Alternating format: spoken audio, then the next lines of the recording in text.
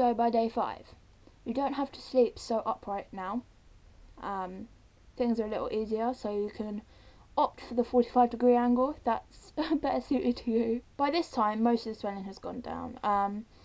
Not all of it, and you will still be a little bit cheeky, but it's bearable and it's not as noticeable.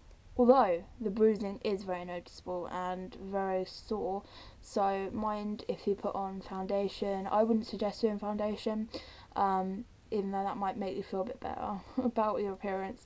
It just looks like you've got really bad tide marks here of where you haven't marked it in properly, smudged it in properly, which of course you have, just doesn't look like it because the yellow pigments are still shining through. Day 5 is when I started tanning my palate expander.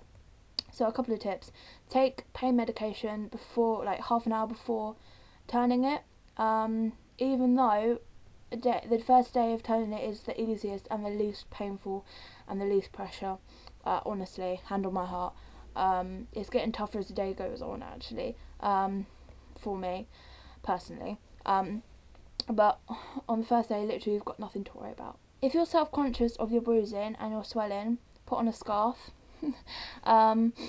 It doesn't hide it completely, but if you put it up high enough, it might. But don't be ashamed of what you look like, because it's all a process, and you're going to come out of it in a week's time looking like your normal self again, and just a bit more gappier. Try to get back to normal, and that's probably the best advice I can give for day 5. You should be on your way to normality by now.